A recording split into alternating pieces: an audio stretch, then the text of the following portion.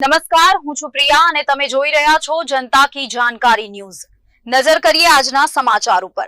શ્રાવણ માસના છેલ્લા સોમવારે અંબાજી પાસે આવેલ કોટેશ્વર મહાદેવ મંદિરમાં તસ્કરો 21 લાખનું થાળું ચોરી કરી ગયા।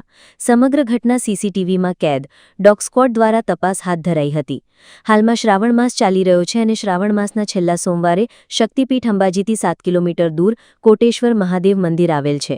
આ મંદિરમાં 4 ઓગસ્ટના રોજ જોધપુરના ફક્તા દિનેશભાઈ ગોસ્વામી દ્વારા 18 કિલો વજનનો શુદ્ધ ચાંદીનું થાળ 21 લાખ રૂપિયાની કિંમતનું ભેટ સ્વરૂપે આપવામાં આવ્યું હતું, જેની પ્રાણ પ્રતિષ્ઠા પણ કરવામાં આવી હતી। આજે 15 દિવસ બાદ કોટેશ્વર મહાદેવ મંદિરમાં રાત્રે આવેલા 3 તસ્કરો શુદ્ધ ચાંદીનું થાળું ચોરી કરીને ભાગી રહ્યા હતા।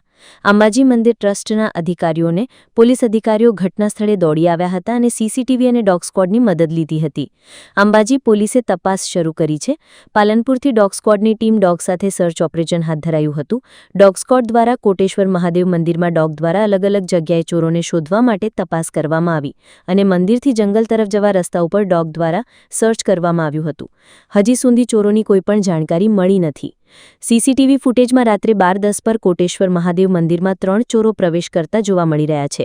અંબાજી પોલીસ સ્ટેશન વિસ્તારમાં જે કોટેશ્વર ગામ આવેલું છે ત્યાં થોડો જંગલ વિસ્તાર છે, ત્યાં આવેલું જે મંદિર છે કોટેશ્વર મંદિર થોડું ઊંચાઈ ઉપર આવેલું છે। એમાં મંદિરમાં રાત્રિના 12 વાગ્યાના સમયે અહીંયા અજાણ્યા ઇસમોએ જે કોટેશ્વર દાદાની જે લિંગ હતી એના ઉપર જે ચાંદીનું થાળું હતું એ થાળું કાઢીને લઈ ગયા છે। અહીંયા સિક્યુરિટી ગાર્ડ પણ હતી જીઆઈએસએફની, પરંતુ ગાર્ડ થોડી દૂર બેસેલી હતી। સીસીટીવી કેમેરામાં અજાણ્યા શખ્સો આવી જાય છે। તાત્કાલિક અમો પણ નાઇટમાં હતા, અમને જાણ થઈ જેવી તરત અમે અહીંયા પહોંચી ગયેલા હતા।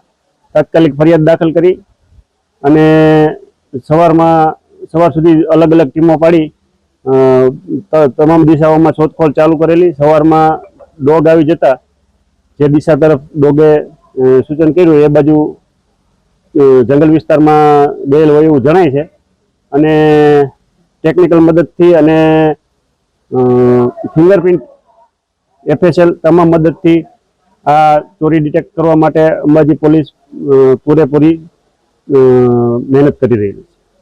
કોટેશ્વર પૂજારી વિષ્ણુભાઈ જોશી। કોટેશ્વર ખાતે મહાદેવને એક ભક્ત દ્વારા ચાંદીનું થાળું અર્પણ કરવામાં આપ્યું છે।